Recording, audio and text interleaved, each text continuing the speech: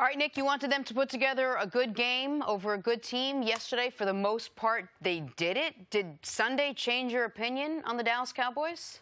No, for me, it validated it, that this was the team you could have been seeing throughout the season. This style of play, a dominating run game, a defense that not only is impressive statistically, but eye test and making the critical plays in the critical moments, the linebackers running all over the field, making plays where that might have been their biggest strength on defense going into the year, when Sean Lee, who's the star of the game, goes into the year as your third best linebacker because of the young guys you've drafted. This is who we could have been seeing all year long, Danny, from the Dallas Cowboys.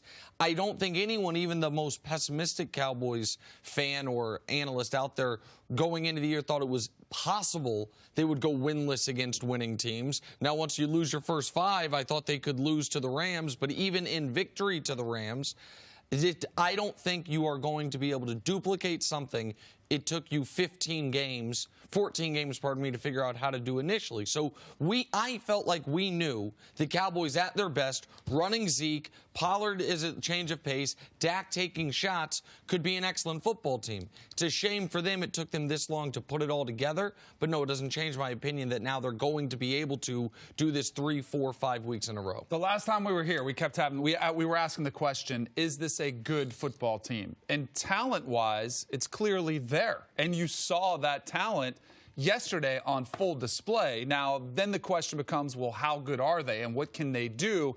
And that's where I don't think anybody's opinion has changed. I would say, when you say it took them 14 weeks to figure it out, if it's truly figured out, and that's very much in doubt. I agree with you. Then if you're peaking at the right time, entering the playoffs, that's where I think it gets scary. And that's where I think, a team that could have to go into Dallas to have to win a playoff game, one of those teams, the Seahawks, 49, one of those teams that doesn't win the NFC West, all of a sudden that becomes a place you don't want to go. But this, to Jerry Jones' comment, this is exactly what the doctor ordered. He's right. 44 points, the most points they've had in 5 years. Right. 28 points in the first half. It's their highest scoring half in 4 years.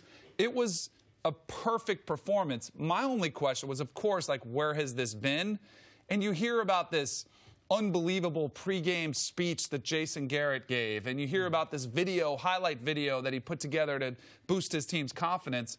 Well, what took so long? Where were these speeches and these motivational tactics after 2 losses in a row, or after at the beginning of the season? That's what I'm kind of confused by. And is this what we're going to get moving forward? Or maybe it was just that they use Ezekiel Elliott for what he's supposed to be used for. We keep talking about, did they figure it out? What is it? Is it the fact that they ran more than they passed yesterday, that they used their biggest weapon, Zeke, more than the other weapon they wanted to show off all year in Dak? It was a dominating rushing attack. Zeke early, Tony Pollard late. They combined for over 250 yards.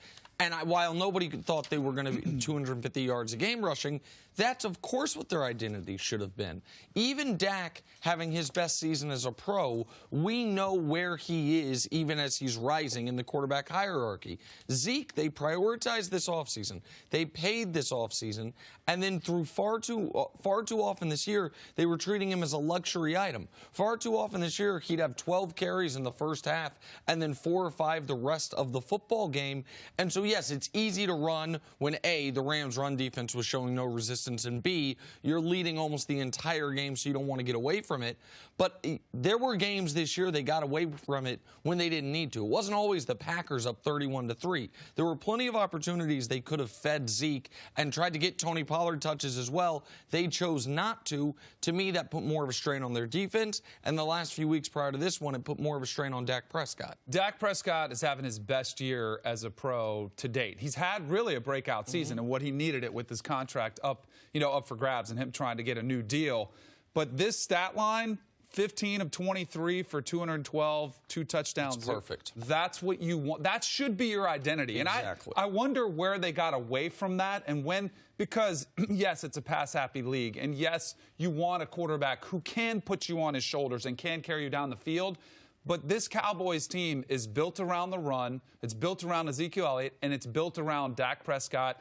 And I hate when the term game manager is used as something negative, because Peyton Manning was the best game manager the game has ever seen. And that's not an insult to him. But you need Dak Prescott to be a game manager who can go out, you can manage the game, not turn it over, put you in the right plays at the right time according to what the defense has given you.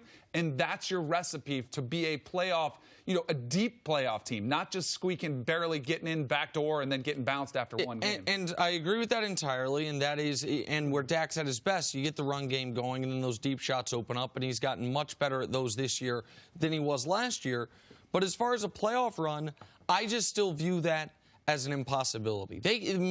Listen, I'm not even certain they'll beat Philly next week. Maybe they beat Philly and win the division. They still then would have San Francisco or Seattle coming to their building ready to annihilate them. The Cowboys played well yesterday, and they deserve credit for that. But I said Friday if they won 45-0, it wouldn't change my opinion. They tried to win 45-0. They were up to, 41-7 or something close to that at some point.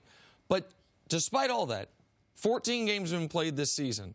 They have a better record in the NFC than Giants, Washington, Lions, Cardinals, Panthers, Falcons. That's it. They have the same record right now as the Tampa Bay Bucks and the Chicago Bears. One great game does not a great team make. It does show you, and I think this will be some of the commentary, what could have been for the Dallas Cowboys, which to me, Danny, is a further indictment on the coaching job that's been done so far this year. All right, we touched on Dak. Time now for Put a Grade on It, sponsored by CarMax. Dak Prescott kept the high-powered and top-ranked Cowboys offense rolling yesterday. We mentioned it, 212 passing yards, 2 touchdowns. Nick, put a grade on Dak's performance. I'll be quick, Danny. I think you nailed it. I think he gets an A. He did exactly what this game called for him to do. Couple deep shots, the one wide-open play to Tavon Austin. Didn't turn the ball over as the Cowboys led almost the entirety of this football game. I think I'm totally in an A as well. The only reason people might look at it and say, well, how is that an A? It doesn't have 300 yards. This is not what they want to be. They want to be this. This Dak Prescott is what the Cowboys have the best chance of winning and going further in the playoffs. Thanks for watching. Subscribe here to get the latest from the show. Also, be sure to check out more of the best clips from First Things First, or go watch a few segments from our other shows on FS1.